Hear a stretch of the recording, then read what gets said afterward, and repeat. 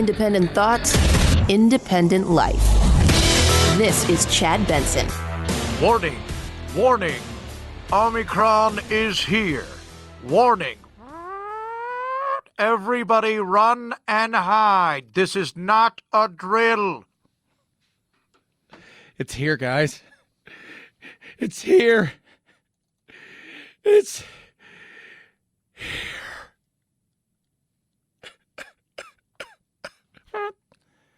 Yeah, it's here.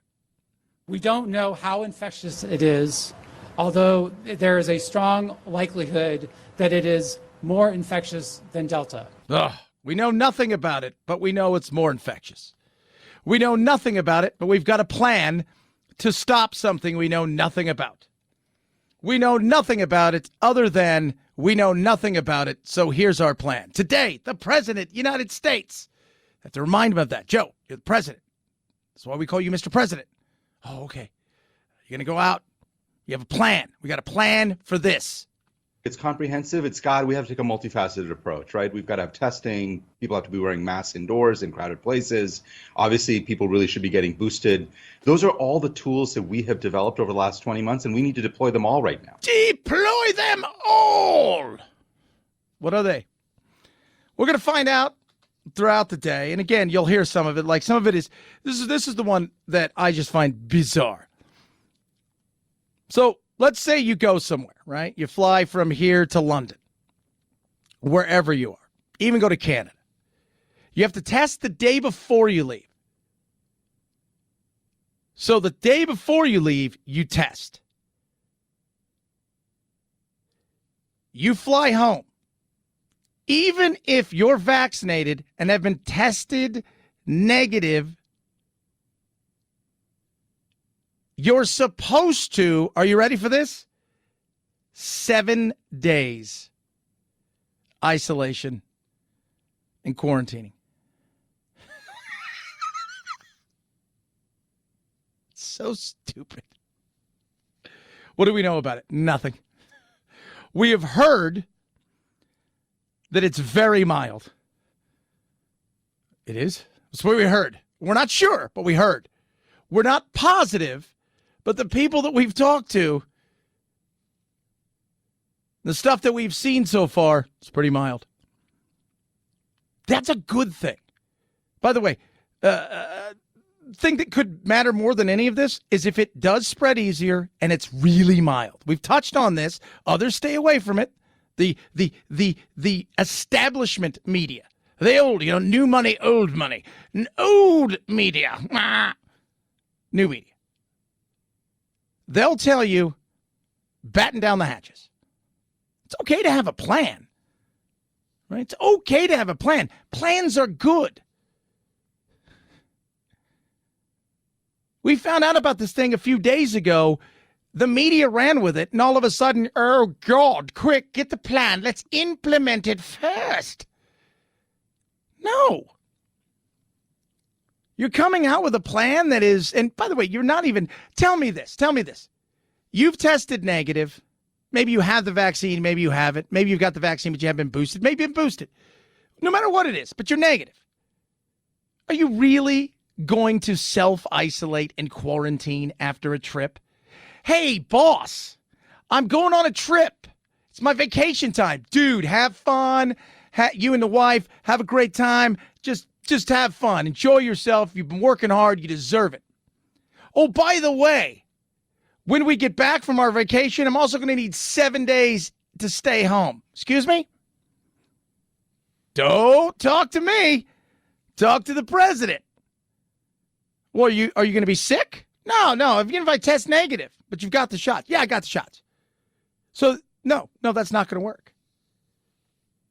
It's not going to work. That's insane. How about we figure this thing out? How about we look at this thing? How about we break it down and take a peek at what this thing may be? And hopefully it's very mild and it spreads so we can build up even more immunity with inside the population. Well, that's not very nice. No, what I'm saying is if you think we're going to get to herd immunity, which we're not going to do, if herd immunity means the world, anytime soon. But being able to have and the most important thing isn't vaccines, by the way. I'm going to tell you this right now. The most important thing is treatments. That's the most important thing. Most important thing is treatments.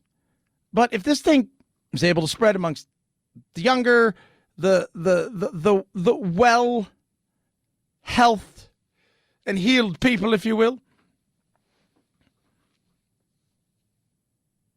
that's good. Doesn't want to kill its host. Just wants to be able to live. I can't believe you'd say that. I'm not saying go out and throw a COVID party. What I am saying is milder version of this that will infect people, potentially, both people who have had shots and not, but really do nothing more than give them a cold, will help boost antibodies and immunity. It's that simple. And I'm all for it. I went and got the shot. I haven't been boosted yet, but I went and got the shot.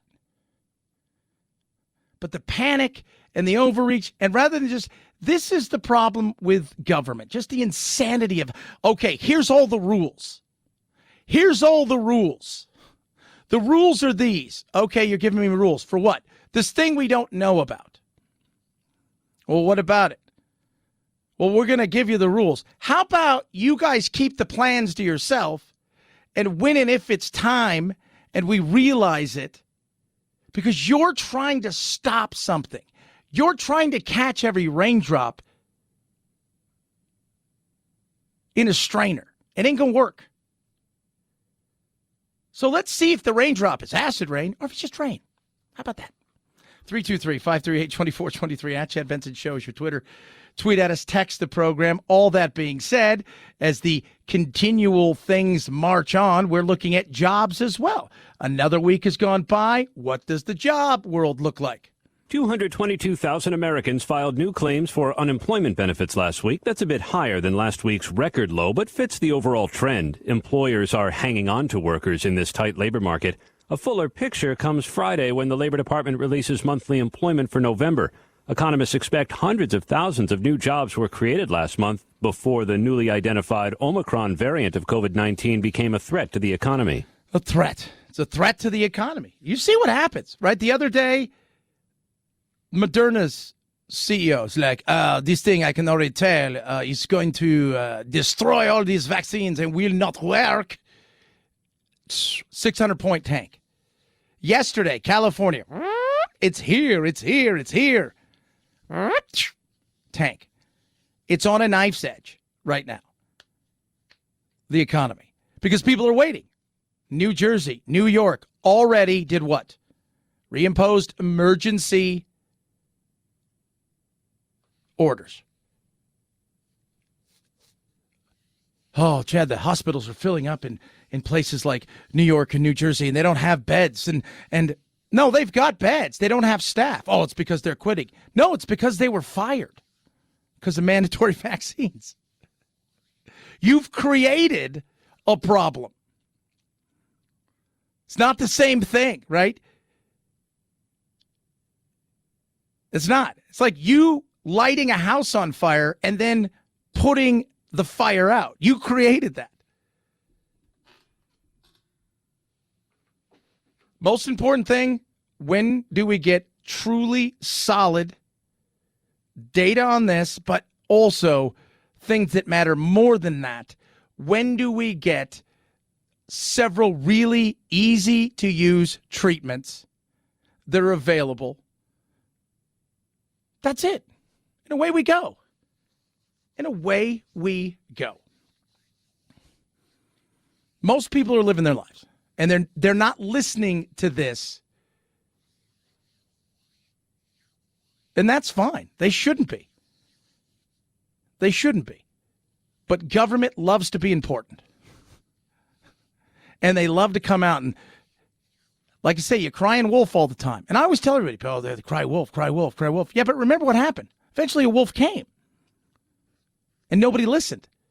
So when you're going to come out with something, you come out in a casual way and say, look, yeah, there's going to be several of these, and we watch them, and if it really looks like it's something that we need to pay closer attention to and that we need to alert everybody, and we've got our plans that are ready and they're in place just in case, but until then, go about your business. No. Panic! 323-538-2423 at Chad Benson Show's your Twitter. Tweet at us, text the program. Lots to get to today. Man, we got so much stuff. SCOTUS, what was asked yesterday? A lot of times what was asked will lead you to where they think this case may play itself out when it comes versus it's Mississippi case. It's not Roe v. Wade. Could they do this? Could they do that? We're going to talk about that. Actually, we're going to have a legal expert on later on today, Monica Lindstrom, who is, she did a lot of stuff for Anthony Casey. She's on court TV all the time. She's a judge. She's going to join the program later to talk about this. And who should we be listening to when they're asking certain questions? In particular, yesterday, Kavanaugh had some interesting stuff. We're going to touch on that, as well as Baldwin speaks after the incident.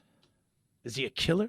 323-538-2423 at Chad Benson Show, Twitter. All right, kids. You ready? CarShield. I love giving you deals. How about 10% off the best auto protection plan you are going to find? Period. Case closed. End of story. It's called CarShield. CarShield gives you 24/7 roadside assistance, a rental car for free while your car's in the shop. You, right there, you choose the shop. They get them paid directly. It is that simple. That's what I love about CarShield. Their administrators take over. They handle the paperwork, the expensive repairs. You pay a small deductible. They've got plans to really fit anybody's budget. In a day and age when cars are getting a little bit more expensive, in a day and age when things are going on where you're not quite sure if you can even get the car that you might want, you want to hold on to your car longer, protect yourself with CarShield. CarShield cars go further for a reason. Their administrators are great. They've helped over 1 million drivers. They're ready to help you. CarShield.com/Benson saves you 10% right now. Don't be caught out. Let them handle all the stuff. And most importantly, let yourself have peace of mind. They do that for me. They help me with my car. They'll help you with yours. CarShield.com/Benson. CarShield.com/Benson saves you 10%. Deductible may apply. Chad Benson Show.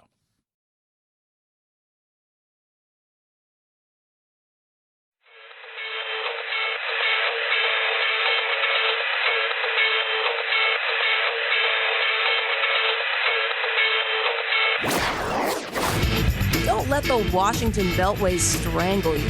This is where the exhausted majority comes to refuel, realign, and reevaluate. This is Chad Benson. SCOTUS yesterday, hearing really the first big argument with an originalist court when it comes to abortion. So you have this Mississippi case, 15 weeks. 15 weeks. After 15 weeks, you can have an abortion. You just can't do it here in Mississippi. A lot of what when you listen to this stuff, and some of it's very fascinating, when you listen to them ask questions, so much of what they're asking and what the judges are saying is very much going to kind of tell you at times where things are going. So you can get a feel. But right now it's 6-3. If you were to go, who's voting right, who's voting left, if you will. I'm thinking it's a 6-3 thing. Now, Kavanaugh, interestingly enough, has echoed in the past, it's settled. Roe v. Wade is settled. But during his questions yesterday, right, so you had this landmark case. This is the biggest case they've seen in 50 years. Right, since Roe v. Wade, this is the biggest case they've probably seen in 50 years. So some of his questions, though, because the whole thing about being settled, do we want to go and overturn something? Now, they're not talking about getting rid of Roe v. Wade.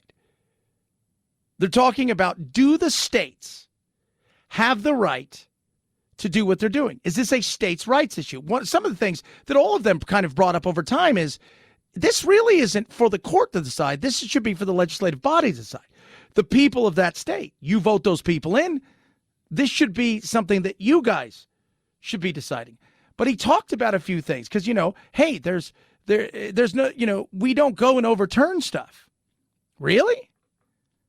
So Plessy Ferguson, Brown versus Board of Education.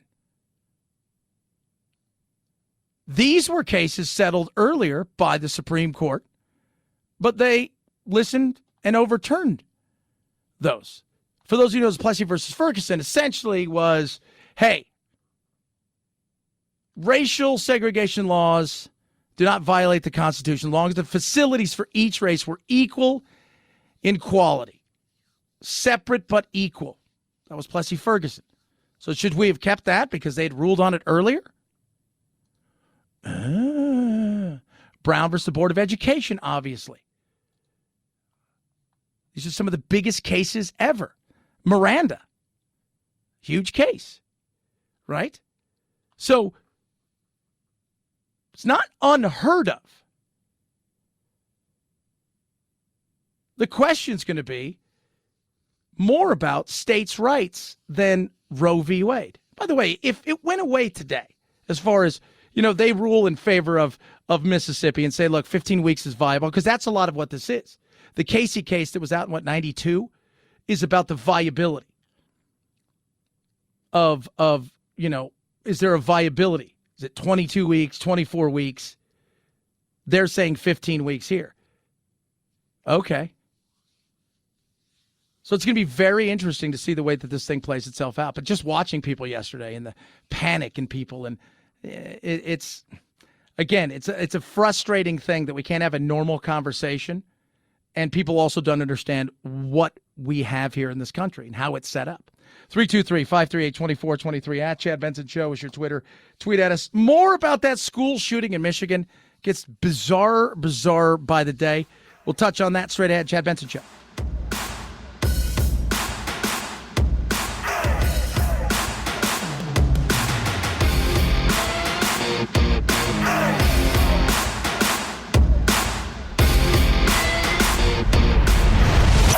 The Chad Benson Show.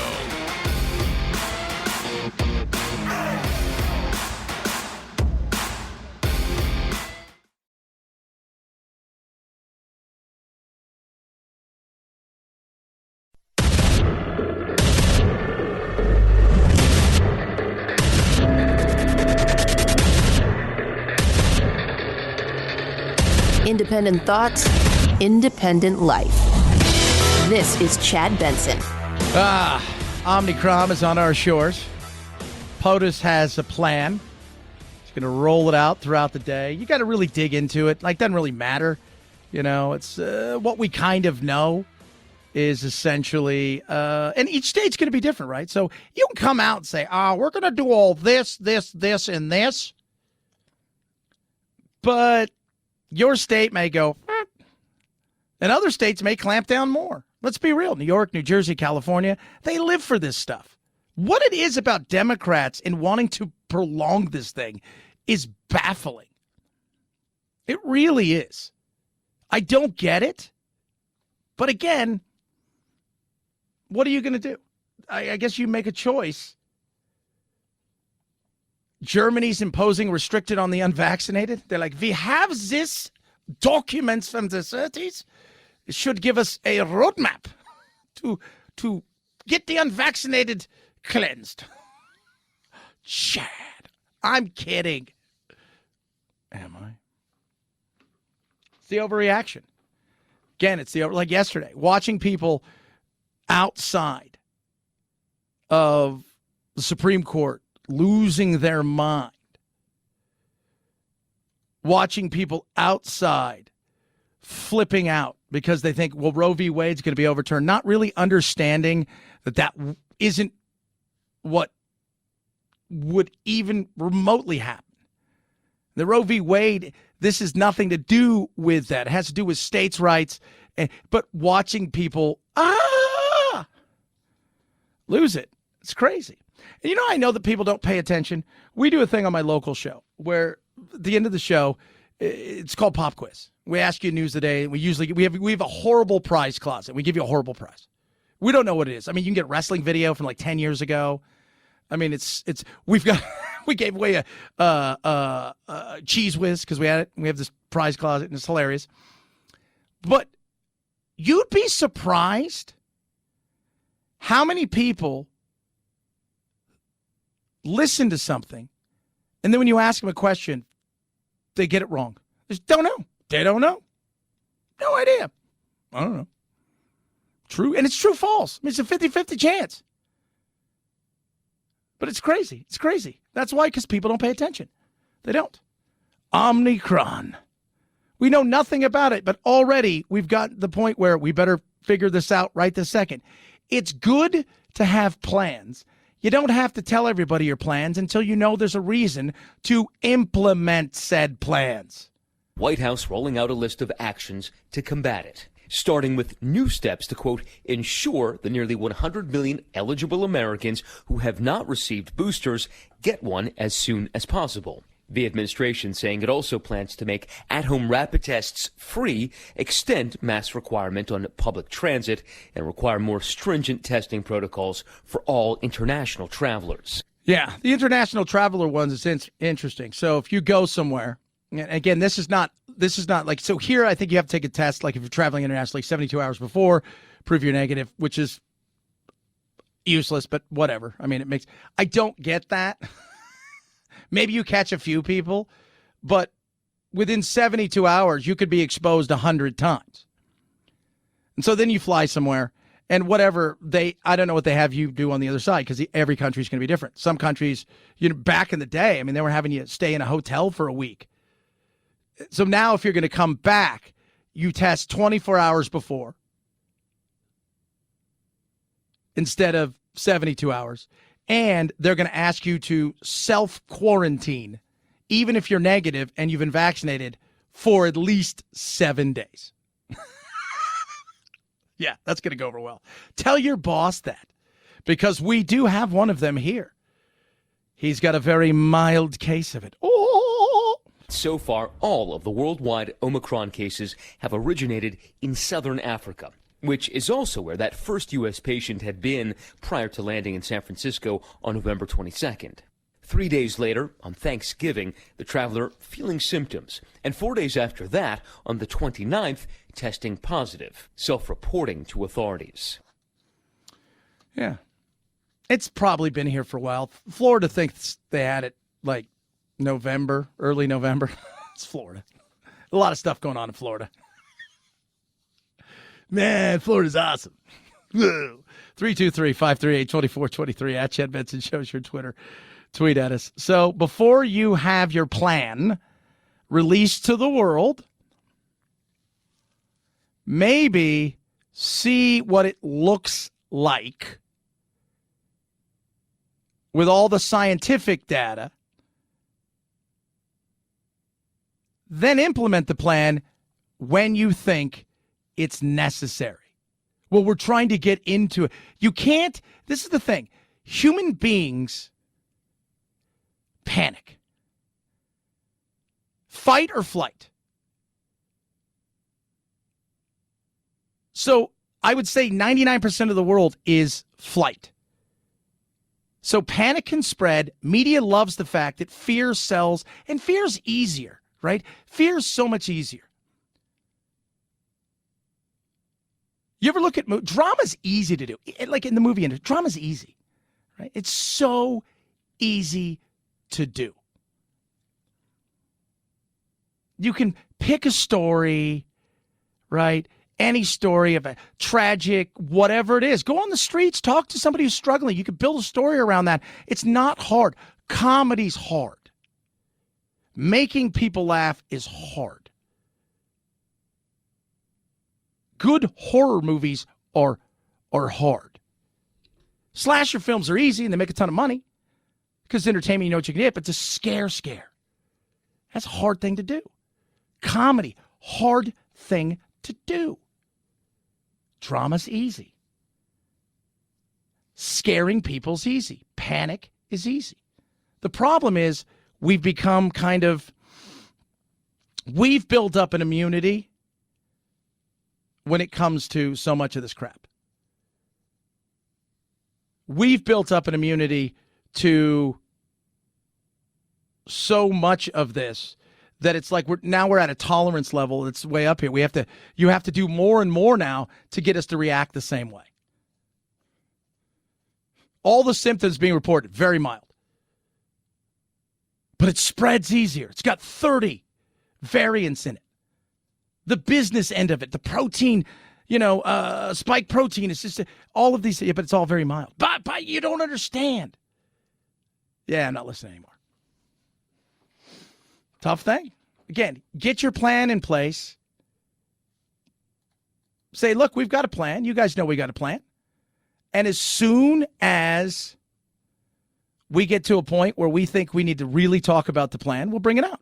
Until then, get your shot, wear a mask, move on with your life. 323-538-2423 at Chad Benson Show is your Twitter. Tweet at us.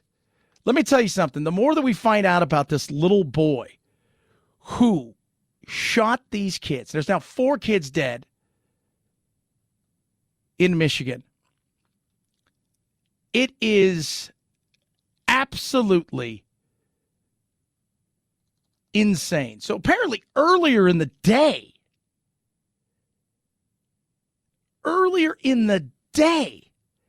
there was a meeting that morning with his parents, him and the school, about his behavior. Oh. Yeah. He said he was bullied. That was it. He said he was bullied, and he had been bullied, except for the part where, when asked, the police chief talked about it. He's like, we didn't get any reports. We talked to the people and the powers that be about this. Asked the school if they had any records of him being bullied, and the coordinator of anti-bullying programs had no information that he'd been bullied by anyone. Yeah.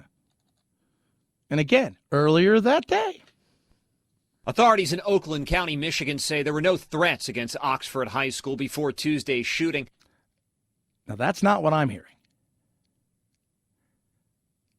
Apparently, some kids had felt this because on his Instagram, he had talked about death and Oxford High School. See you tomorrow. Apparently, a few kids didn't come to school because they had worried that something may take place. But Sheriff Michael Bouchard says the school did have contact with the suspected shooter for behavior they felt was concerning. In fact, the parents were brought in the morning of the shooting and had a face-to-face meeting with the school. The suspect, 15-year-old Ethan Crumbley, has been charged as an adult. A judge ordered him held at a county jail without bond.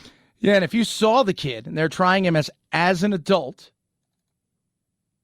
if you saw him, you would think to yourself, if you go to Central Casting and you're like, hey, we need a kid that looks like he could be that nerdy kid that gets beat up at school all the time.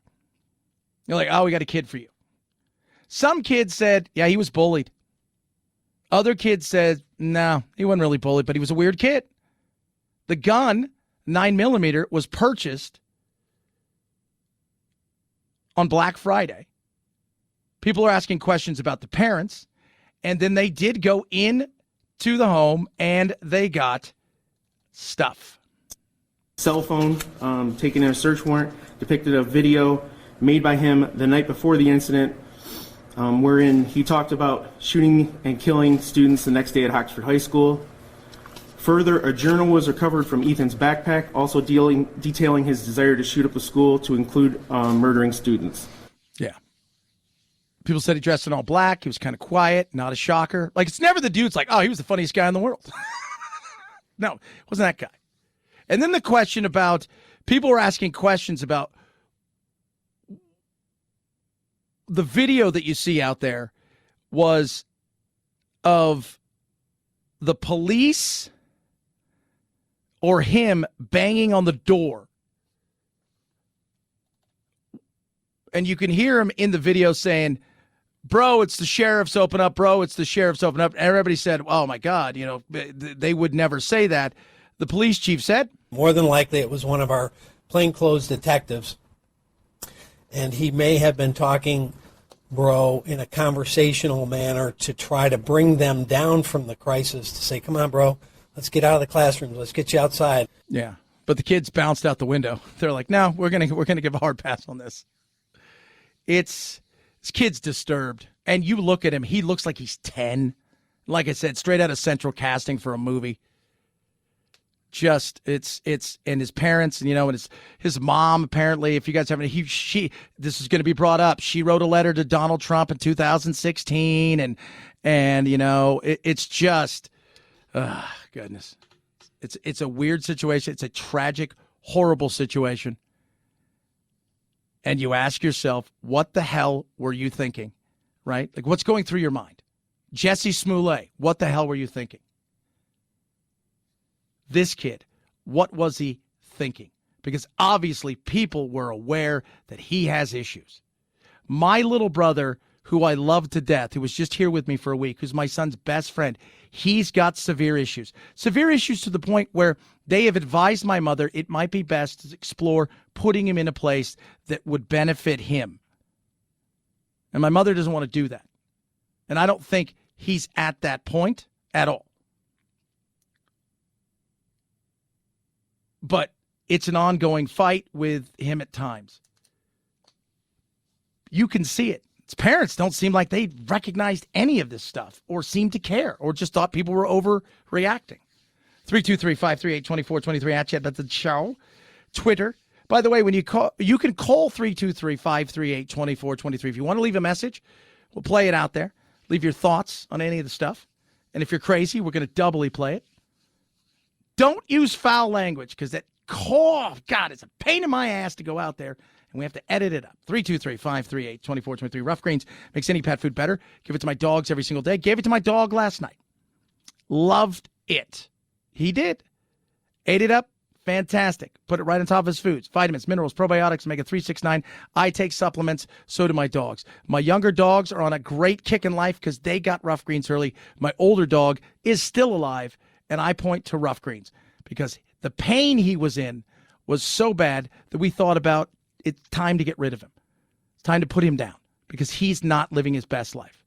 He is now, thanks to Rough Greens. Try it before you buy it. RUFFgreens.com/Chad. When you go there, you're going to get a bag for free. Roughgreens.com/Chad. Try it before you buy it. Pay for the shipping. They'll send you a bag. You can call 833-MyDog77 as well. Rough Greens makes any pet food better. Chad Benson Show.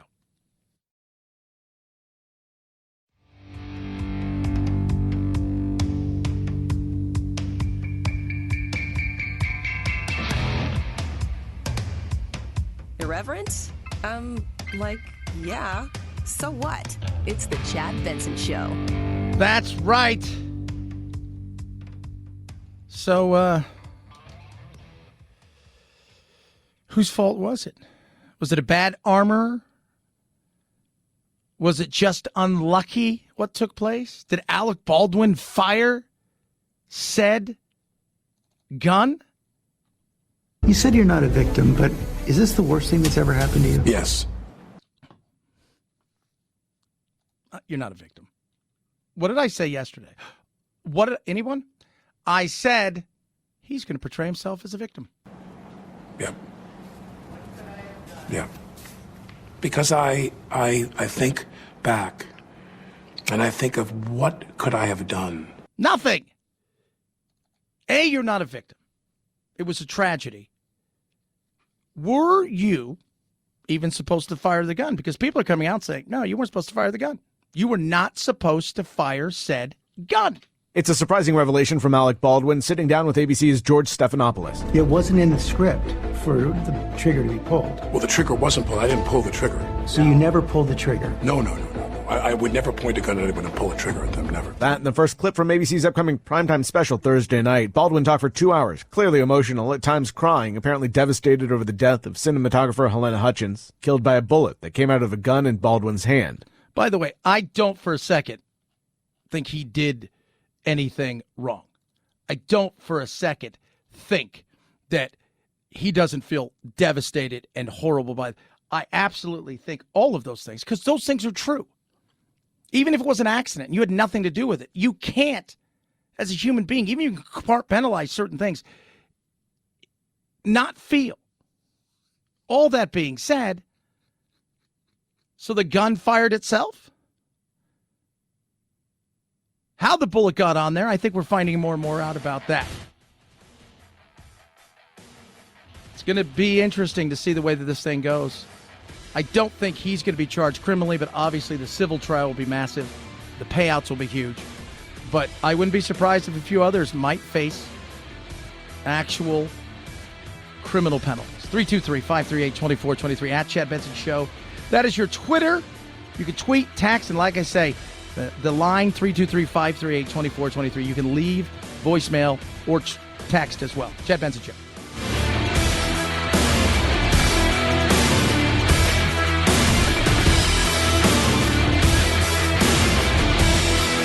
This is the Chad Benson Show.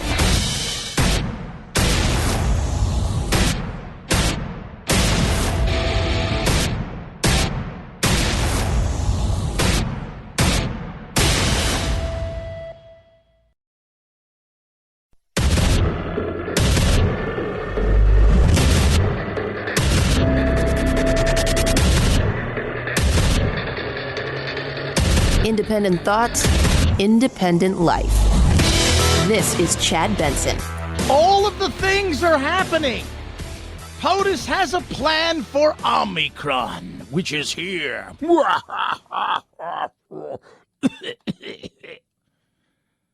That's right.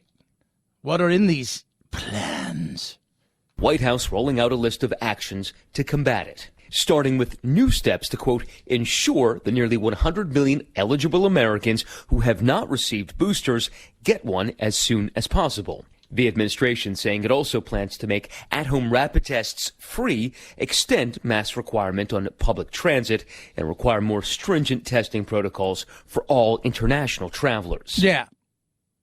But international travelers could be you. You fly to, let's say you go to Vancouver. Beautiful, right? Gorgeous city. Beautiful, just lovely, gorgeous, so lovely. So you go up to Vancouver, spend a couple days, right? Maybe you want to go skiing or something. You go up there.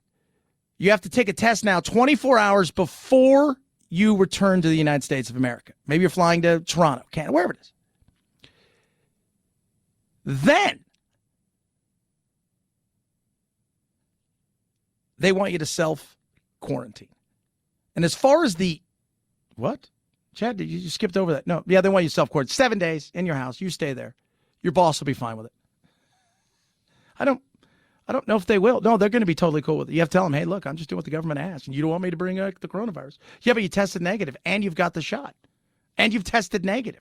And I don't care if you've got the shot if you continue to test negative. Well, it doesn't really matter. Doesn't really matter.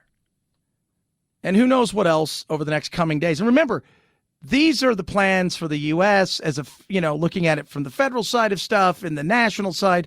States are going to do different things. Already, you've got New York and California and New Jersey. They're already doing their own thing anyways. So there's that. All based on something that we don't really have an idea about. But we do have it here. We now know that because he's been found in San Francisco. So far, all of the worldwide Omicron cases have originated in southern Africa, which is also where that first U.S. patient had been prior to landing in San Francisco on November 22nd. 3 days later, on Thanksgiving, the traveler feeling symptoms, and 4 days after that, on the 29th, testing positive, self-reporting to authorities. Yeah. By the way, the people that he was with, his family and stuff, they've tested negative, and he says he's, between 18 and 40, they're saying, and he's fine. He's got mild symptoms, and he hadn't got the booster, but we didn't know he got the shot. That's whatever. I mean, you don't know. It's good to have a plan. But implementing stuff,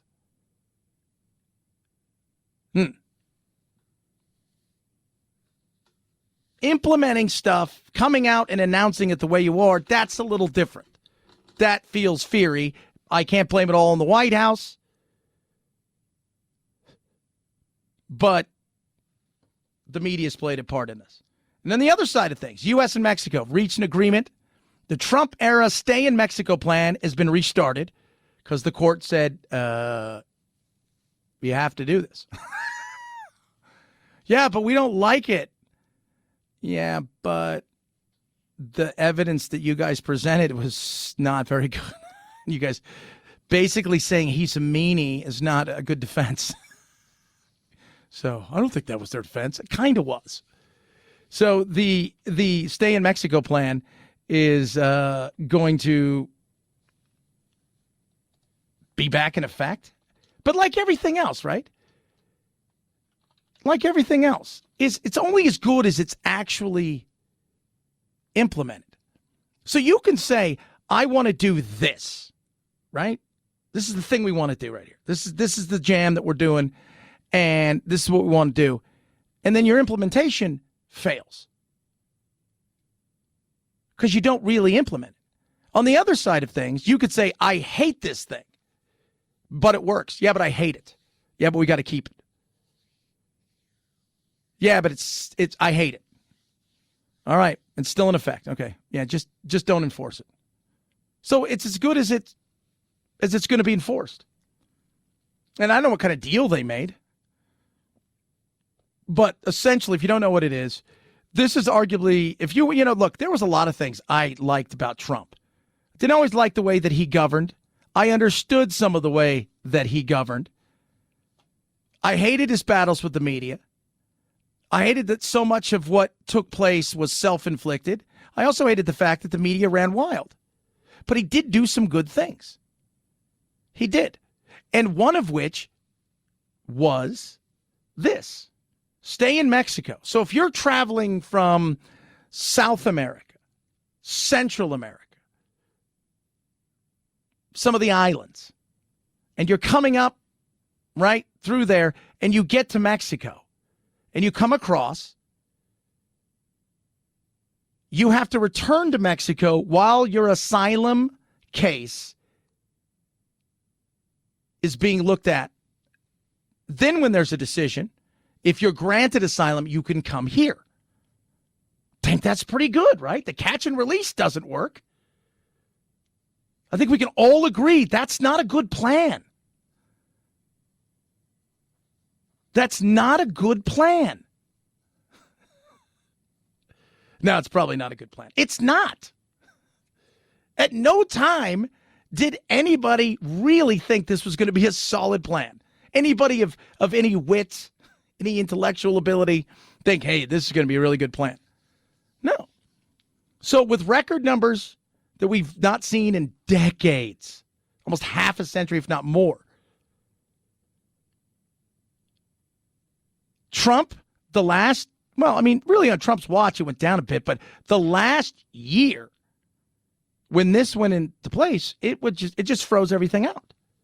And this year, the amount of people that came over was tremendous. Normally, during the summertime. So for those of you who live across the country and you don't understand what this area is like, I live in Arizona. I've basically lived in border states my entire life. California, Arizona, Texas. I lived throughout Europe for a decade, but those are the states I've lived in. Let me tell you something. The terrain, the weather, during certain times of year, especially from about June through early September, in the areas that people would be crossing, are not only inhospitable, that's being kind. Like, that's where they go film stuff. We're like, how does anything live out here? So you do see a fall off during that time of year. This year, we didn't see it. In fact, we saw record-breaking month after record-breaking month after record-breaking month. After record-breaking month, after record-breaking month, after record-breaking month. After record-breaking month, after record. You didn't see that with Trump. Because the wall that he built was the Stay in Mexico plan. Comprehensive immigration reform comes when we can stop the flow of people coming here illegally, figure out who's here, and then start to make plans moving forward on how the people that are here, DACA, people that lived here for 20 years, came here through no fault of their own, mom and dad, looking for a better life, totally understandable. If you said you wouldn't do it yourself, you're a liar. But we have to have some sort of immigration policy. So if you fly from, let's say you escape Afghanistan today, right? And you're not part of the special list of people that are supposed to be allowed to come here, and you escape Afghanistan or Turkmenistan, and you manage to get to Canada, you can't come to America, apply for asylum, and stay here. You've got to stay in the first safe haven, Canada, if that's where you got to first, before you can come here. This was a great, fair way of doing stuff. Well, yeah, but Mexico doesn't want those people. Okay, well, then that's Mexico's problem. So we'll see what takes place. We'll see how real this is. I don't know how real it's going to be. I don't know how real it's going to be. Because at the end of the day, we know that it's all about implementation. It is. It's all about implementation. If you do not implement something, it doesn't matter. And I am of the opinion that I doubt they're going to implement it the way that it should be implemented. 323-538-2423 at Chad Benson Show is your Twitter. Tweet at us, text the program. So much stuff to still squeeze into, including baseball. What the hell's going on with baseball? Supreme Court, Mississippi, biggest case in 50 years. Love hearing from all of you. Raycon, best earbuds around. Holiday season is here. Shopping, but you want to get somebody that perfect gift. They love music. They love their podcast. They go, man, that Chad Benson Show podcast, I can't get enough of that, right? They love their stuff when it comes to working out and being able to rock. And you've seen them go through, different headphones and earbuds, and they get them Raycons. Raycons are amazing. Everyday Raycons from Ray J are incredible. So Raycon, these things last. First of all, 8 hours of talk time, 32 hours of battery life. Listen times. That's listen time. You get an amazing case that will give you up to 4 charges. So that means you just put them in there. They charge it up before you have to plug the case in, and it charges like that. On top of that, you get a 45-day happiness guarantee, the best fit and sound quality you'll find, and right now, up to 30% off. But you got to hurry. It's not going to last forever. Buy Raycon.com/Chad. There is no shipping delays. There are no worries about all this. Oh, my goodness, what about the stuff that's going on? And don't worry about the chain, the supply chain with Raycon. Get it now. Raycon.com/Chad. Raycon.com/Chad. Get it now. Save up to 30%. Raycon.com/Chad. Chad Benson Show.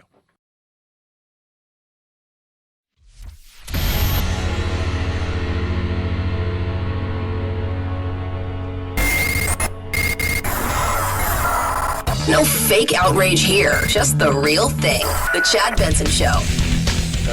Are you guys ready to find out what's trending? 5, 4, 3, 2, 1, 0. Ignition. Liftoff. Now it's time to find out what's trending. What's trending? Yeah, what does that mean? I mean something, right? Like it's trending on the old internet. What's trending? Let's take a look and find out what's trending. Biggest stuff last 24 hours to Google. Roe versus Wade. Spotify rap. Clarence Avant. Icon. Music producer. His wife was shot and killed in a home invasion robbery. LeBron COVID. Not his name, but he's got COVID. Then he tweeted out something. Something's fishy going on. Really? What's that? Well, I don't know. Alec Baldwin. Trending. Google. Didn't pull the trigger. Stacey Abrams is running for re-election for governor. Chad, she didn't win. Are you sure? Because she says she won. No, she didn't. She lost by like 100,000 votes or something. Nah, she definitely probably won. She's running for governor. That's all I'm saying. That's it. MLB. That's Major League Baseball. We'll talk about it in a second. Guess what's going on? There is no baseball. We know that, Chad. No. There's nothing. They're done. It's a lockout. Not a strike, lockout, two separate things. Head over to Twitter. Keith Olbermann is trending. He's getting all kinds of guff for his tweet about Barstool Sports tweet out a high school football player rushed to a school shooter and sacrificed his own life to save his classmates. They want to rename the stadium after him, one of the victims in the shooting the other day in Michigan. And Oberman tweeted, "This kid died to stop a school shooter whose mother echoed the Trumpist fascism." Such a buffoon. What happened to you? Simone Sanders, VP, senior advisor, chief spokeswoman to said VP Harris. She's expected to step down. What? Chris Cuomo is he's addressed the situation. What took place? He has. Polio. I like when they talk about, polio is, it's very, we got rid of polio. Yeah, we didn't know how polio was in fact, go back to AIDS. We didn't really, we thought everybody could catch it at any given time. Could be airborne, could be any of these things. By the way, Fauci, I thought it was airborne. It might be, I don't know. Wear a mask. I'm like, polio's trending. I saw an article the other day. Producer, you'd find this fascinating. There is 2 people in America still on an iron lung. 2 people in America.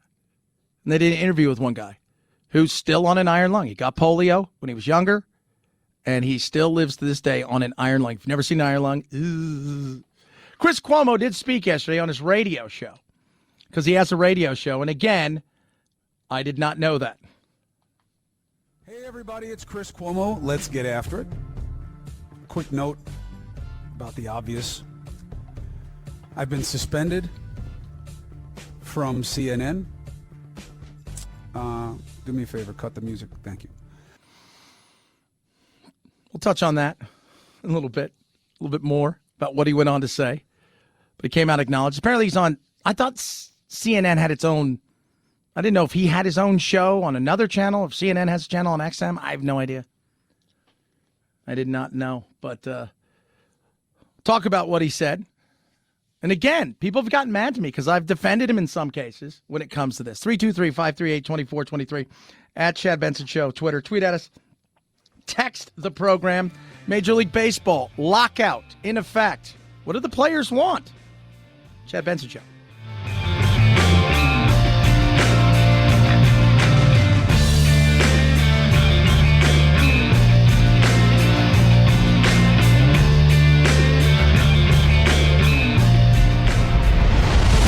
The Chad Benson Show.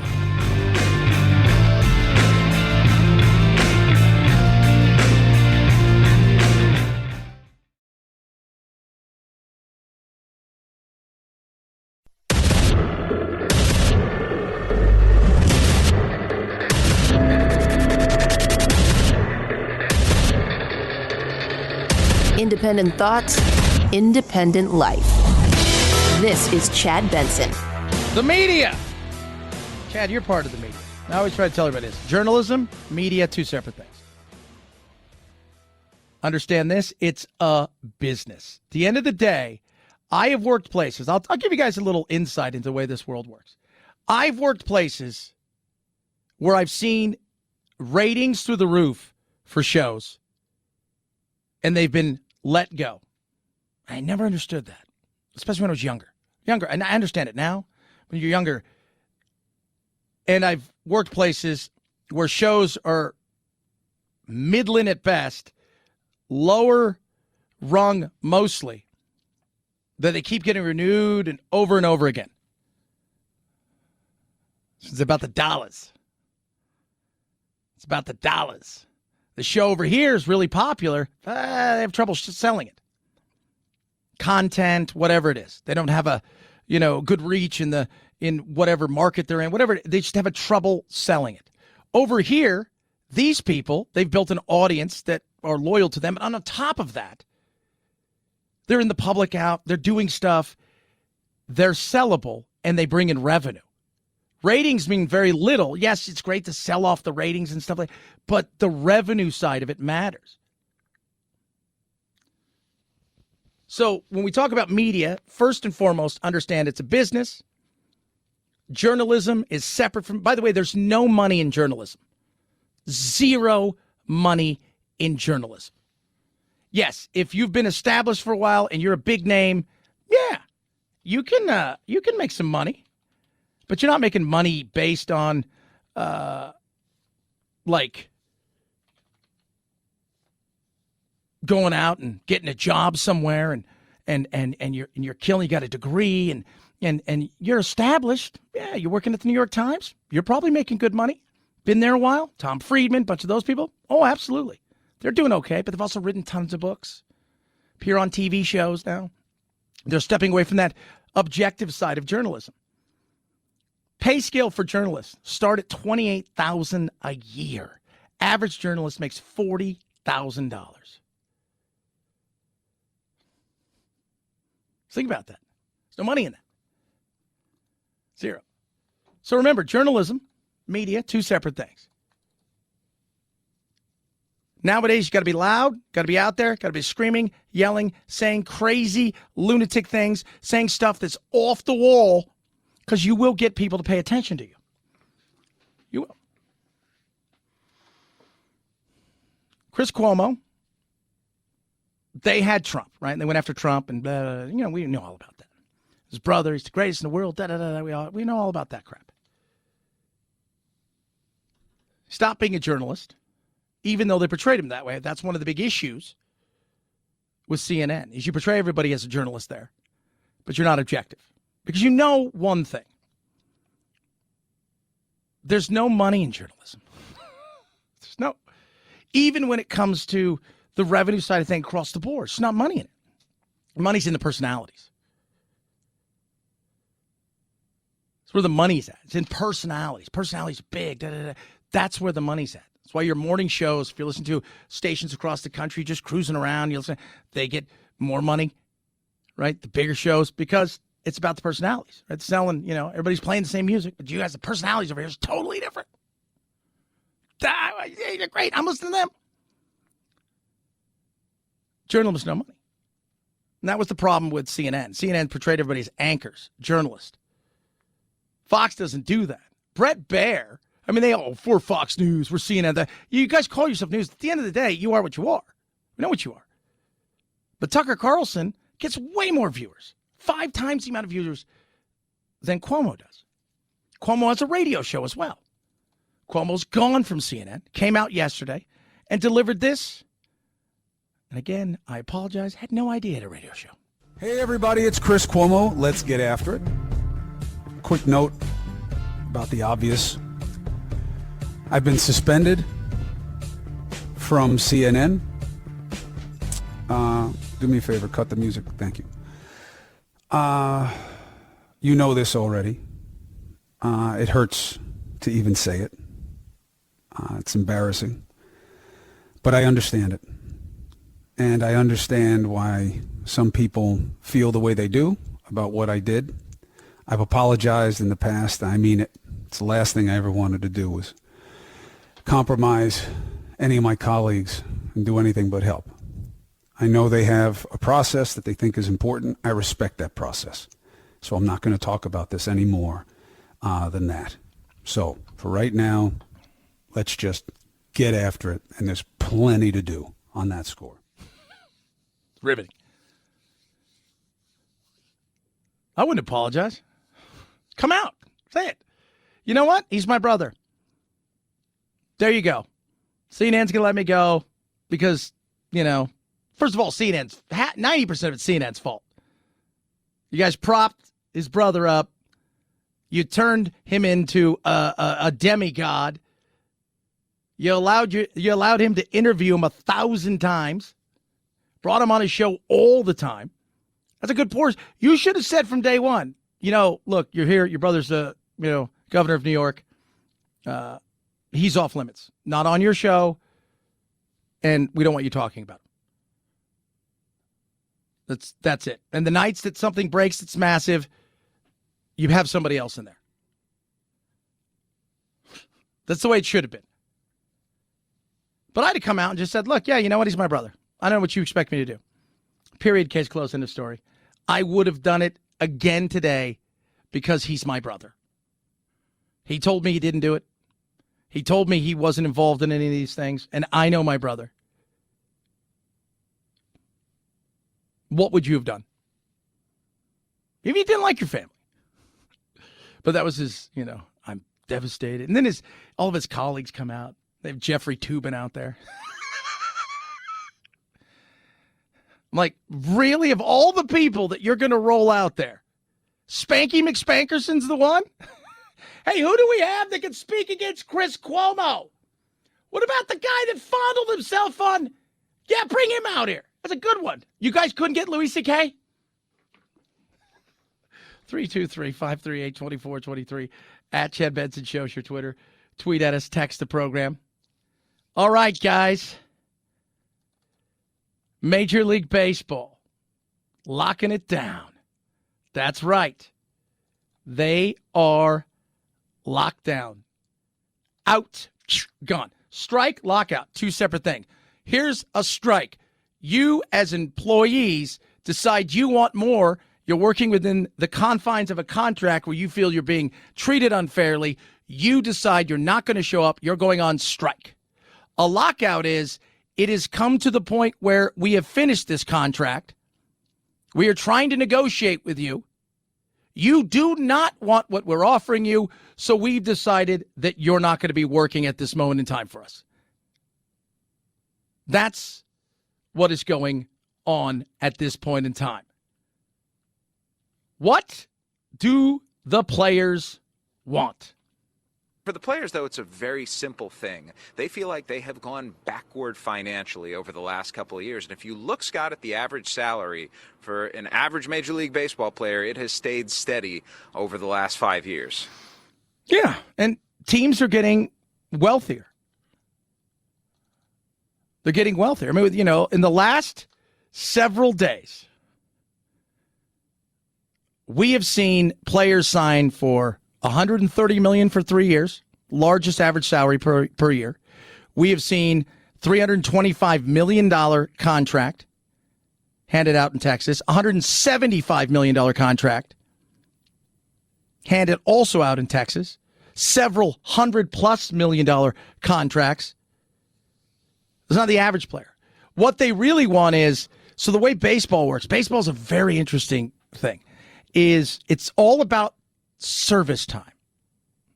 So what service time is, and before you get to the free agency world where people can start bidding on you, where you have zero ties, and you're like, open up the floodgates, show me what you got.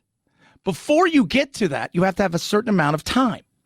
What baseball has done for years is played a game. The owners, the general managers, to keep their players longer. They bring them up at a certain time of the year, which guarantees them that it won't count towards their service time. They do little things like that, especially to younger players, therefore being able to hold on to them longer before they hit the free agency market.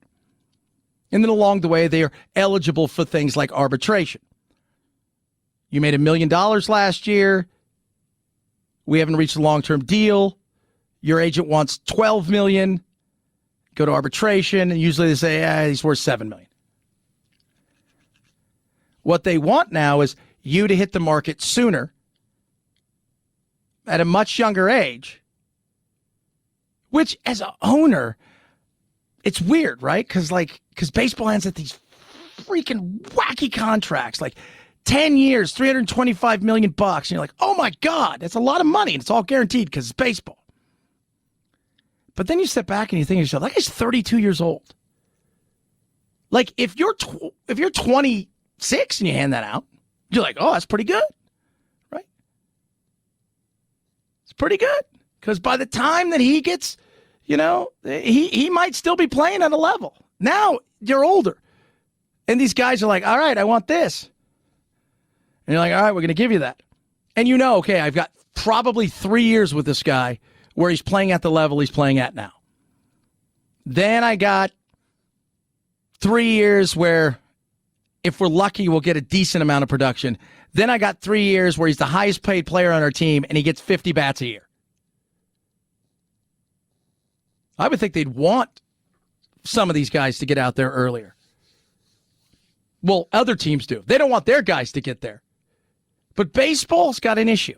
And the issue is younger people aren't paying attention anymore. You're not growing your base.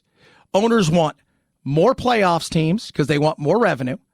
And the way that baseball makes its revenue is very interesting as well. I'll give you guys a peek into this. All right, it's kind of fun talking about stuff like this. So baseball's revenue, for most part, comes from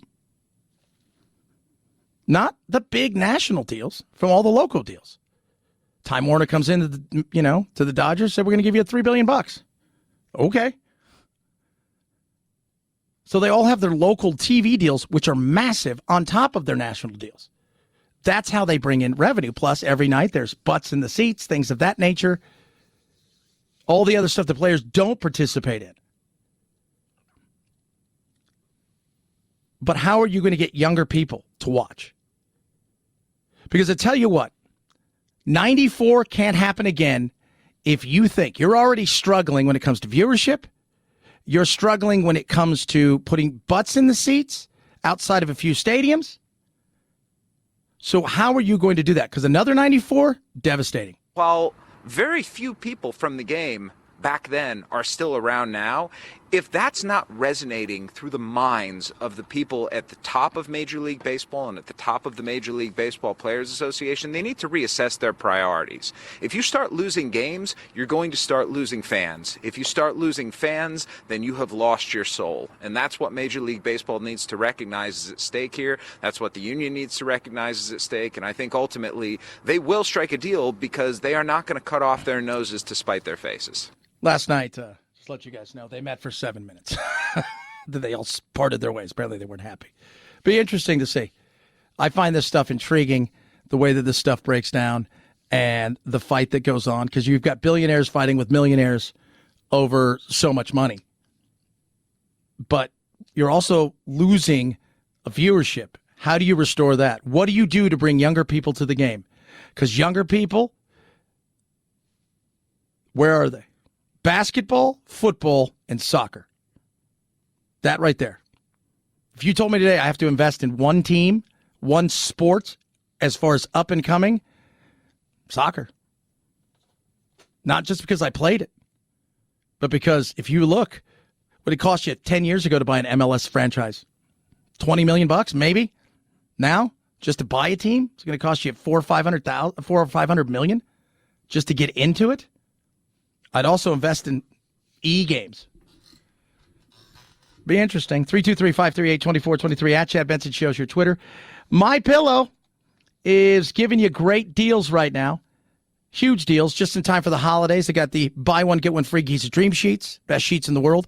The MyPillow, deep discounts on that. Mattress topper, all of the incredible stuff. They've even got cardigans. The My Slippers are amazing. it is a great time to jump on the super deals. And the other side of it is everything's made here in the United States. There's no problem with what's going on with the supply chain. You don't have to worry about any of that stuff. It's made right here in the United States. That means you'll have it for the holidays. Take absolute huge advantage of all of these things, including the buy one, get one free Giza Dream Sheets just in time for the holidays. They make great gifts. Go to MyPillow.com. When you do, use promo code Benson. You will save big. MyPillow.com, promo code Benson. MyPillow.com, promo code Benson. Chad Benson Show.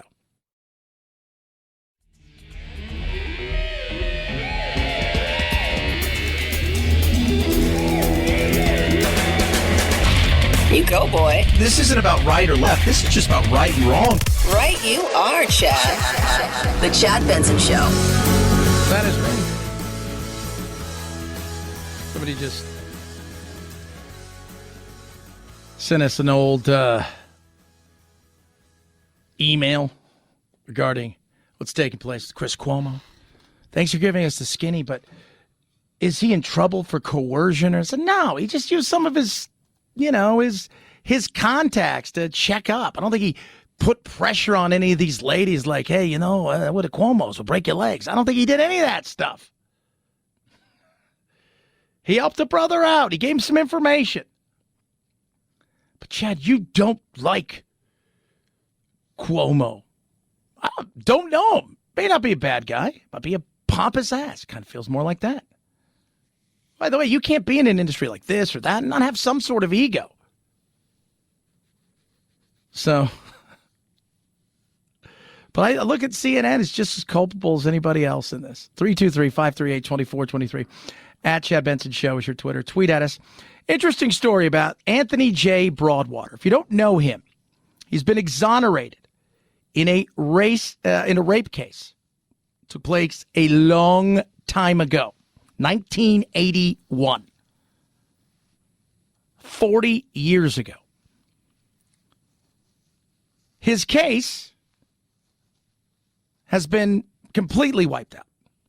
The woman who accused him made millions selling her book about the incident.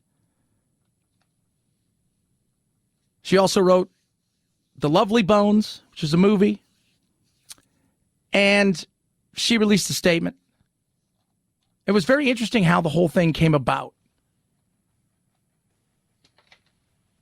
They're making the movie based on the book, and one of the producers said, none of this stuff adds up. He went, got a private detective. Within 2 days, they realized none of this stuff was real. And he's now been exonerated, having to live 30 years as a registered sex offender. Oh, my God. Just a absolute travesty of justice. 100%. Chad Benson Show.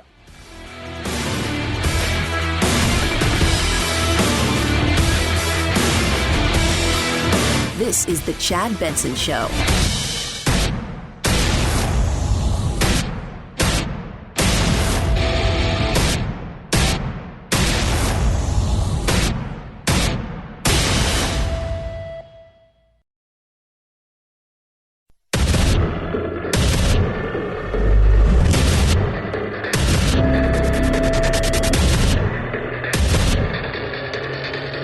Independent thoughts, independent life. This is Chad Benson. There's an old saying, if you're going to make it there, you make it anywhere. America, if you want to be something, you got to make it in America. Right?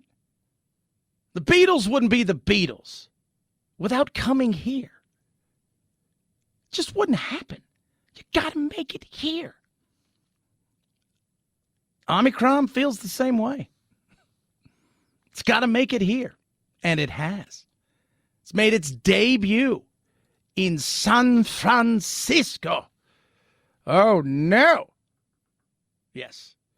Today, President of the United States, along with, I'm sure, Dr. Fauci and several other talking heads, are going to come out and lay out a plan on how they're going to stop this thing from spreading. It's comprehensive. We have to take a multifaceted approach, right? We've got to have testing. People have to be wearing masks indoors in crowded places. Obviously, people really should be getting boosted. Those are all the tools that we have developed over the last 20 months, and we need to deploy them all right. Yeah. So what do we know? There's a guy that's here, traveled to South Africa between the ages of 18 and like 40. He's had mild symptoms, had Moderna, didn't feel good. After being here for a couple days, got tested. He's fine. That's kind of what it is. That there is what we have.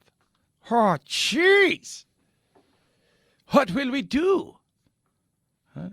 Here's the way I look at plans. You have a plan.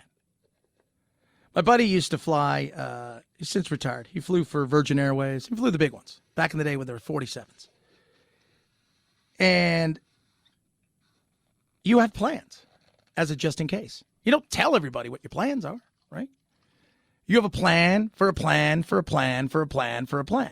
If something goes out, we have a plan here. If something goes out, we have a plan here. Here's the book where all the plans are, how we break it down. What would be the best? Should this thing go out? Should this engine happen? What happened to him?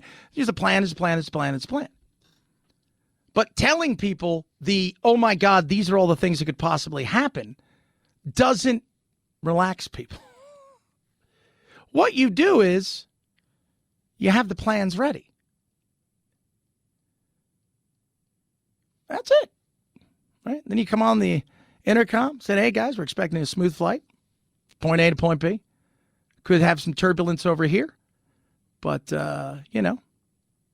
should be okay. That's what you do. The media's not done that with this. Not to underplay it, but to overplay it. And that's what they've done. They've overplayed this. At this moment in time, this is what we have. We know very little about this. Very little. Mostly mild symptoms. Seems to be that the vaccines offer some sort of protection. How much of that protection? I don't know. But to show you what reactions feel like and see what they are, think about this for a second, right? So you hear a guy like this come in, Dr. Charles Chu. Most variants have fewer than 10 mutations. This one has more than 30 in the spike protein. Which is the business end of it. Oh, my God, this one's 30. That's 20 more. But that's where you can go on and say, look, just because it has more doesn't mean it's going to be more effective. It's a copy of a copy of a copy. The reality is this thing might be very, very mild and offer very little in ways of real danger. But when you only hear something like that, oh, my God, what'd you have the other day? You have the president and CEO of Moderna come out and say, it's not going to work. None of these is going to work. Within moments, 600 points fell off the stock market. Uh-oh. Because people panic. They're reactionary, not forward-thinking. You plan for something because that's what you do, but you don't announce your plans that could send people and states spiraling into insanity. That's not a helper. So we'll see what we know. We just don't know. I think there is reason to be concerned that our vaccines may take a hit. I'm pretty confident if you're fully boosted, you're going to have a high degree of protection, but we'll know more in the next week to 10 days. Yeah. Again, having a plan is wonderful, but rolling it out as if this is, which is the way that a lot of people have made this thing out to be in the media, that's not it. This is what I'll tell you. Based on the epidemiologists I've talked to several, based to the likes of people that we've spoken in the last 72 hours, right? Health experts out here in Arizona, Dr. Cardona, who's the former Surgeon General of the United States of America, and a few others, is a milder version that can spread more than Delta may in the end be something that's somewhat of a blessing if it's less deadly with effective treatments that are out there. And mostly the people that are compromised when it comes to their immune system and could be in serious trouble, even if they got the flu or severe cold, they're mostly vaccinated and boosted. So the health side of it would be a benefit because you'd have some natural immunity along with all of the other stuff in a greater reach. We'll see. 323-538-2423 at Chad Benson Show is your Twitter. Tweet at us, text the program.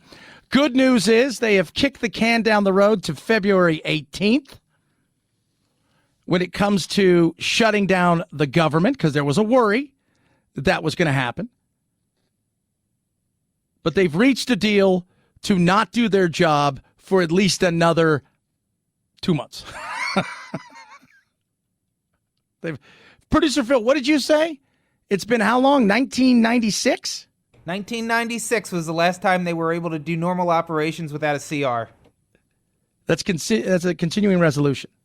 So 1996 was the last time they passed a budget and weren't looking to kick the can down the road. Think about that. Your government right there. That's your government at work right there. 1996. 25 years. Half of my life. They've CR'd it. Oh. Yeah. So soak that up for a second. 323-538-2423 at Chad Benson Show. Twitter, tweet as, text the program. Other big news today, and we're going to talk a bit about it. What took place yesterday? SCOTUS. Big. And here's where you look at something. You say, we don't know anything about this variant, right? Omicron. We don't know anything as far as the real nuts and bolts of it, because as we've seen, science can change. Certain things can happen. We think we've got a handle on something, but we've not run all the tests. We only have partial facts, but going on what we know now. So why blow it up? Well, what we do know is SCOTUS is out there. And SCOTUS right now has its first look at an abortion case where you have originalists sitting on the bench in such a way that abortion, not Roe v. Wade, but the issue itself is leaning in a conservative way. Yesterday, people were listening, some people were reacting, and a lot of people, of course, were panicking, because that's what happens. I'm not very hopeful because we have an anti-majority Supreme Court. By that, again, anti-majority. What's that mean? Majority of Americans believe abortion should be legal. Majority. But that's where people leave it. They think it should be legal the first trimester. A vast majority, even bigger than that, think no in the second trimester. And a much larger majority, like a ridiculous majority, believe no in third trimester. This is about states' rights. And this is what Trump's legacy, I've always said, is going to be. It's going to be this. This is a generational group of judges. Chief Justice Roberts, still fairly young, right? Amy Coney Barrett, fairly young. Kavanaugh, fairly young. Yes, you've got Thomas out there who's a little bit older. But when you look at over the last several years where this thing has gone, it's now 63. This right here, and by that I mean originalist, meaning they interpret it a different way than the left side does. The left believes it's a living, breathing thing, and that what they meant, translates to today's things. Where originalists now go, how it's written is how it's meant.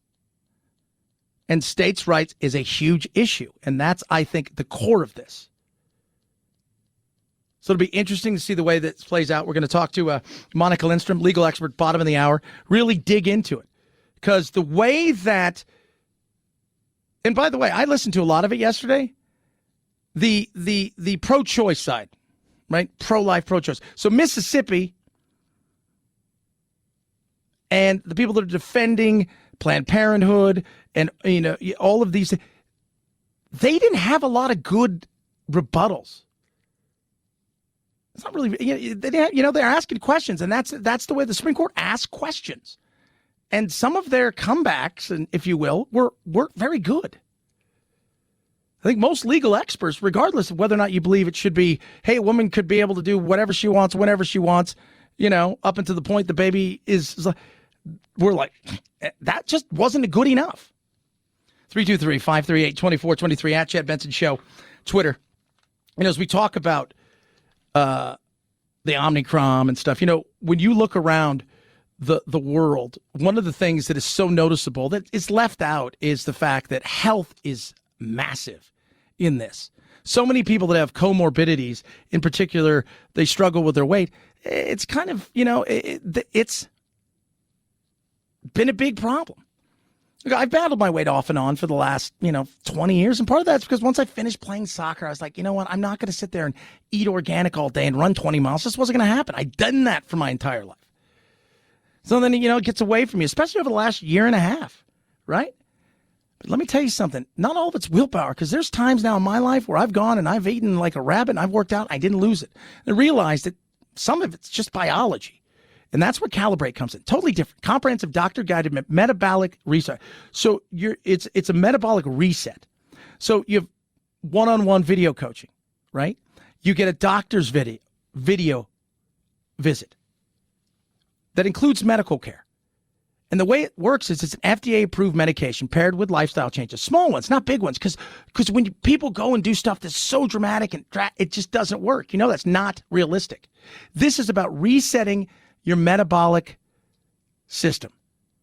On average, Calibrate's earliest members lost about 15% of their body weight, exceeding the 10% average weight loss seen in clinical trials. Watch this work for you. I'm telling you guys right now, if you're saying to yourself, as we head into the new year, I need to get fitter, this is a real way of doing it that helps you with your biology, which is something that none of us can fight. We all know that. We can do a lot of different things, but inside sometimes, your genes are just your genes. So your weight doesn't reflect your willpower. Get back in control with Calibrate. $50 off the 1-year metabolic reset when you use promo code CHAD at joincalibrate.com. That's $50 off when you use CHAD, that's the promo code, at joincalibrate.com. Joincalibrate.com. Chad Benson Show.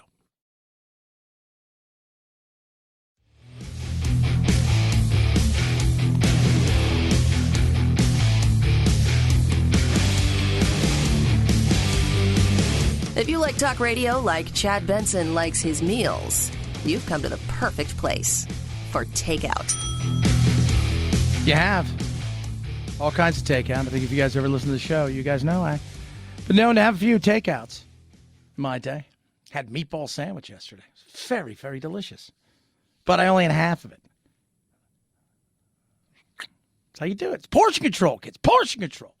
Portion control. That's all I'm saying. Everything's about control. Control yourself. Portion control. Gun control. Control of women's bodies. Don't get a vaccine. You control me. All that being said, we do have an economy we all participate in. Today's the day they release the numbers. 222,000 Americans filed new claims for unemployment benefits last week. That's a bit higher than last week's record low, but fits the overall trend. Employers are hanging on to workers in this tight labor market. A fuller picture comes Friday when the Labor Department releases monthly employment for November. Economists expect hundreds of thousands of new jobs were created last month before the newly identified Omicron variant of COVID-19 became a threat to the economy. Yeah. So, and that's, again, why when you come out with a plan, you talk a little bit about, we're monitoring it. You don't put the panic out there because you saw the sell-off that took place last week. And the first, that's all from, oh my God, our stuff's not going to work. Moderna guy, CEO.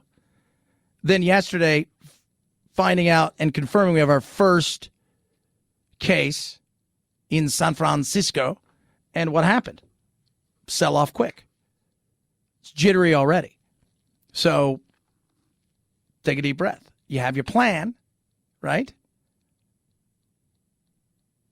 Because you have to have a plan, because if you don't have a plan, you can plan to fail, but it doesn't mean you come out and you scare people. I think a lot of that is what's been going on over the last 72 plus hours. 323-538-2423 at Chad Benson Show, Twitter. All right. Biggest case in 50 years, arguably the biggest story. SCOTUS. Right now. What are they going to do? They're hearing a case about abortion. Originalists. People who look at the Constitution as it is written. Trump's biggest legacy. Mississippi. How big is this, and what does it mean for states' rights, for women? 323-538-2423 at Chad Benson Show is your Twitter. Monica Lindstrom, legal expert, court TV, judge, all. She's going to join us straight ahead, talk about it. Chad Benson Show.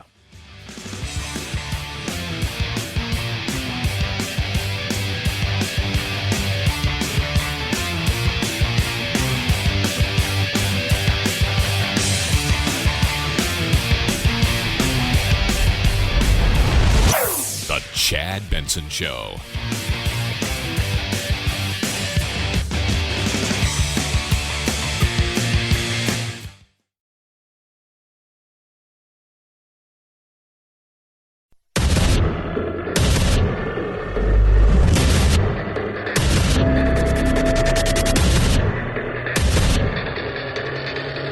Independent thoughts, independent life. This is Chad Benson. I always said Trump's legacy was going to be the courts. At some point in time, this was going to land there. This and gun control. Abortion. Ooh. Joining us now, legal people. An expert indeed. Monica Lindstrom, she's a legal expert. KTR out here in Phoenix, as well as court TV and all the other stuff. Books, da-da-da-da. Monica, what's happening? Hey, what's up, Chad? Thank you for having me on. Hey, you know what's neat? Because for those who don't know, she's hosted shows with me before. Monica's good times. So you and I, it makes my on-air partner out here locally feel uncomfortable when we talk about this, but I think it's a huge thing. How big is this case? All right. So we are talking about, I would say, one of the biggest, if not the biggest case to hit the Supreme Court in the past 50 years. And this is regarding Roe v. Wade, which is the issue of abortion and a woman's right to privacy. We finally have a case that's made its way to the Supreme Court that deals with the exact issue of abortion. Other cases have kind of skirted around or dealt with other issues surrounding abortion, but this is the one that could end up overturning Roe v. Wade and then Casey, which is the case that came after Roe v. Wade. So the Casey case was that about viability? What's viable as far as an embryo that becomes a child that can live outside of the womb? Yes. So Roe v. Wade is the decision that gave the women the right to privacy, essentially, or I should say the right to privacy was there, but Roe v. Wade said women have the right to privacy and the right to get an abortion is under that right to privacy. Now, Casey came along 20 years after that and said, look, we are setting the line of viability at 24 weeks. That means that there can be no abortion bans or no bans on abortion before 24 weeks. After that, then the states can go ahead and put in bans if they want. But up to the 24 weeks, you cannot ban abortions. And that's what the Supreme Court is looking at today. Well, it was looking at yesterday, hearing the arguments, and now going forward, it has to decide, is it going to overturn Roe v. Wade and Casey? Because the Mississippi law that's out there definitely makes a significant change here, although Mississippi is trying to say it's not that big of a change. What is the difference between, so this is 15 weeks in Mississippi comparatively to what Texas just argued and what Casey says? All right. So forget about Texas. Texas is a separation of powers that doesn't have anything to do directly with abortion. This case is all about abortion. And Mississippi law says that it will ban abortions after 15 weeks. It has a couple exceptions, but not very many. So that is 9 weeks difference between the Supreme Court decision in Roe v. Wade and Casey that says 24 weeks. So that's 9 weeks. The attorney for the Mississippi actually had the audacity to state that that's not a significant change, and I wanted to reach through the headphones and slap him for that one. But anyway, so Mississippi would ban all abortions after 15 weeks. Now, what's interesting, Chad, is Mississippi is not saying that abortion should be banned, period. Mississippi is stating that the court should not be the one to decide this. The people should decide it. So the Supreme Court should overrule Roe v. Wade and Casey and say, you know what? We don't want to have anything to do with this. Let's let each state decide on its own. So it's kind of like a states' rights issue is the way that they're arguing it. Yeah. They're just saying that it's not that the state has the right to do it. They're asking the Supreme Court to just basically step down, take the court out of this and then let the state decide. And then presumably the state would decide based on the citizens of that state, although I'm not sure if that's true or not. But then that's confusion across the whole country. And then you're violating, possibly women's right to privacy, which is a constitutional issue, which is a federal issue. So it's a very interesting thing because the justices started asking questions not only about viability, but also stare decisis. Now, stare decisis is the court following its own decisions that came before today. And so those are the two big things that the court is looking at. Talking to Monica Lindstrom, legal expert out here at KTR, but also a legal expert. She works court TV. She's also a judge and likes to judge people because I know Monica's very judgy. Monica, it's interesting because you can kind of get a feel of the way when people are asking, you listen to Sotomayor and you're like, you're a hard no on this. But Kavanaugh, who said, hey, look, Roe v. Wade is settled. But then he also went back and he talked about a few other things. Brown versus the Board of Education. If we were to leave that untouched, where would we be? Right? Separate but equal. He mentioned that. He talked about Miranda out here, Arizona. If you guys don't know who Miranda was, a real person. That some of those things, they were settled, but at that time, comparatively to now, totally different. Yeah, and that is something that the Supreme Court has to deal with is the social pressure and the changing of our society and the decisions that are made in society. But the Supreme Court is set up to not take into consideration social pressures and the changes in society. It is supposed to look at the facts and the law and the Constitution. And Kavanaugh came out and said, so basically you're telling me that the Constitution itself is not pro-choice, it's not pro-life, it's neutral. And the attorney said, yes, that's right. There is no right to an abortion inside the Constitution, meaning it's written there. And Kavanaugh, I believe, is a constitutionalist with some others on the court. I could get that wrong right now, but where they believe that if it's not specifically written in the Constitution, you really don't have a right to it. But there were some other questions by some justices about why is this not just a religious discussion, because religions differ in this. And then Sotomayor came out and said, look, this has been the rule for 50 years. Why should it change now? Because all the arguments that you're making now were the exact same arguments that were made in Roe v. Wade, and the Supreme Court issued Roe v. Wade. They were all made again in Casey, and the Supreme Court upheld Roe v. Wade. So you're looking at two cases in 50 years of precedent. There's no reason to change it now.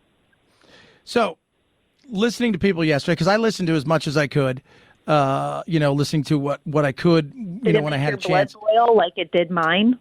You know what? Again, I understand why they have a lifetime appointment, because you don't want them to be swayed by, having to be reelected or any of these things. I totally get that. But also, even the way that so you've got Mississippi defending their case. And on the other side, I don't think they did a really good job at times presenting, where I'm like, you could have got a second-year law student with a little personality that could have done better than what you did. You know what? That's funny, because I thought she did a great job. And here's the reason why. The attorney for Mississippi, I thought he kind of stuttered around a little bit, not just physically, but I mean, just the topics and his answers I didn't find too compelling. Her answers for the government, were a little bit more compelling in that she was very calm and very succinct and precedent driven. So she kept telling the justices about past precedent. So I actually liked her, and I like the fact that they used a woman to argue it. I think Mississippi probably should have used a woman as well, although justices aren't supposed to be swayed by that. We are talking about the issue of abortion, which deals directly with a woman's body, her freedom, etc., her right to privacy. So I was a little surprised that there was a man arguing that. But comes down to it, the court is going to have to decide, are they going to follow 50 years of their own decisions, or are they going to go ahead and make a change and change that viability line from 24 weeks to 15 weeks, which would give states the right to go ahead and ban abortions after 15 weeks? So let's just say, I mean, gut feeling is that, you've got essentially 6 justices that are conservative/originalists. They look at it, they interpret the Constitution and the laws within that based on that. And you've got the other side of the liberal justices who say it's a living, breathing thing, and we're going to interpret it in ways as we move forward. Gut is that they're going to do that. The reality is abortion's not going anywhere. And Mississippi then has the right to elect people to put in place people that could change the law back to 24 weeks. Is that correct? Yeah. I mean, basically, if Mississippi gets its way, its law would be out there, which is 15 weeks, and it could change it in the future if it wanted. But it would also give the states, every single state out there, the power to decide what that state wants to do. That's pretty much what.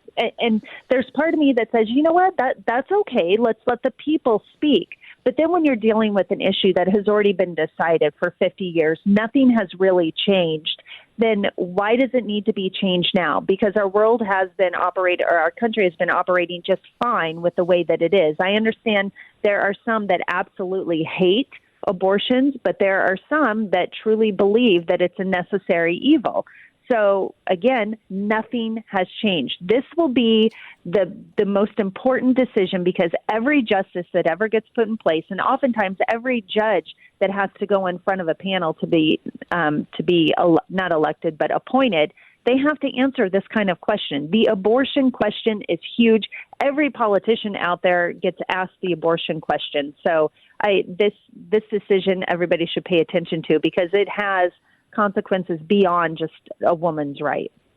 Clarence Thomas, we know where he's going. Stephen Breyer, we know where he's going. Alito, we know where he's going. Sotomayor, Kagan, Gorsuch, Kavanaugh, Coney Barrett, John Roberts. I mean, Roberts doesn't like to touch past cases. He's very much he's a historian in some ways.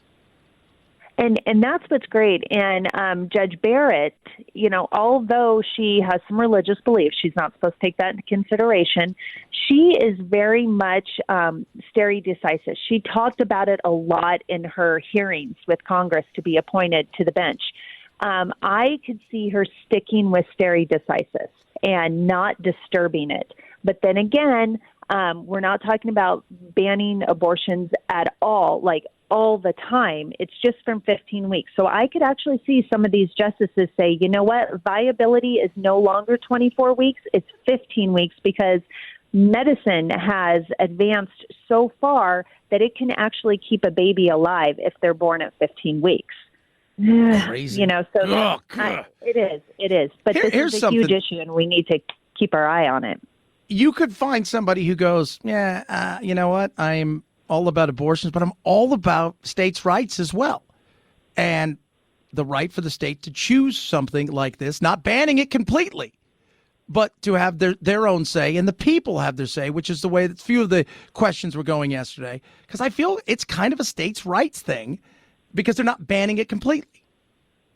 Right. They're not banning it completely, but we are talking about a constitutional right to privacy and what a woman can do with her own body. That is a constitutional right, even though it's not written in the Constitution. States can't really mess with those constitutional rights. States can't really mess with the freedom of speech or the freedom of religion. There are set regulations and rules that have been set by the federal government and the Supreme Court. This is a constitutional right. It's federal. It's everybody across the country. So the argument is that states shouldn't be able to mess with this one just like they can't mess with the other ones. So, well, I can't sell my kidney, can I? It's my body. No.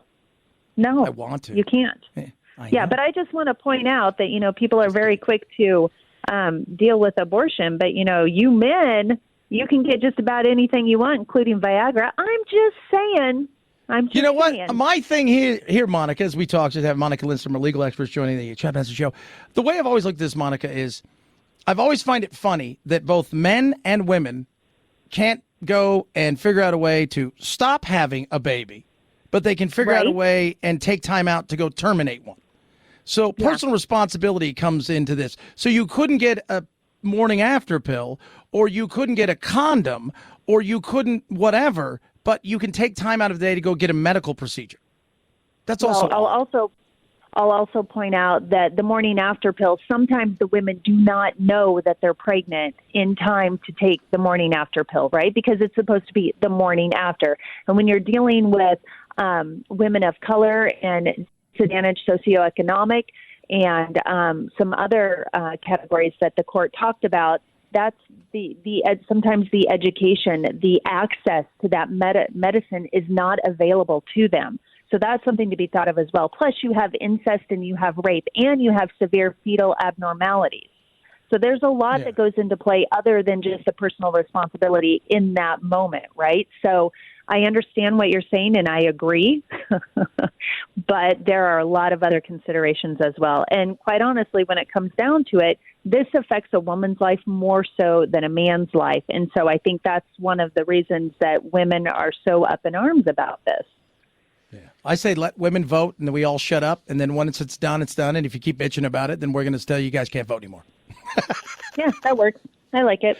Monica Lindstrom, thanks so much. I love having you on. Monica Lindstrom, you guys can just Google her. Check her out. She's cool beans. Appreciate it, Monica. I'll talk to you soon. Bye, Chad. At Chad Benson Show, Twitter, ChadBenson. I just say my gut feeling is they're going to agree with Mississippi. That's just me. Talk about it more straight ahead. Plus, I'll give you tonight's NFL pick. There's a game tonight. Chad Benson Show.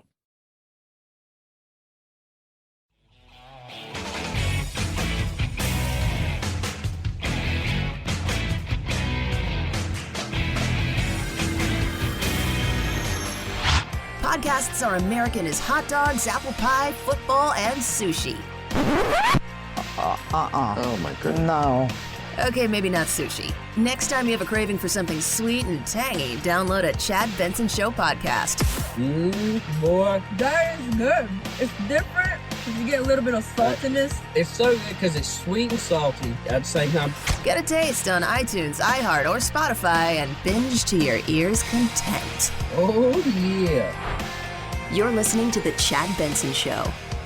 Now, we don't know what the decision will be from the court, but from what they have said about not respecting precedents and stare decisis, all of that is troubling.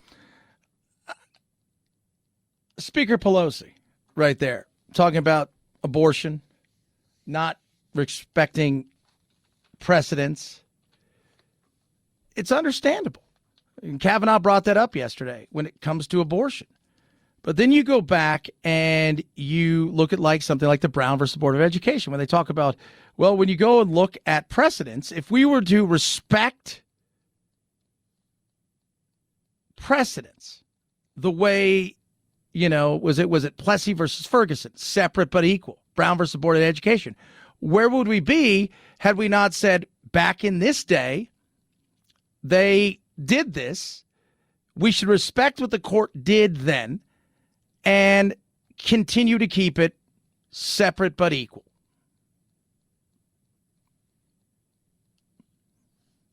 I think some are going to rule in a way of the conservatives, in a way where they look at something and they say this is about life and the viability has changed.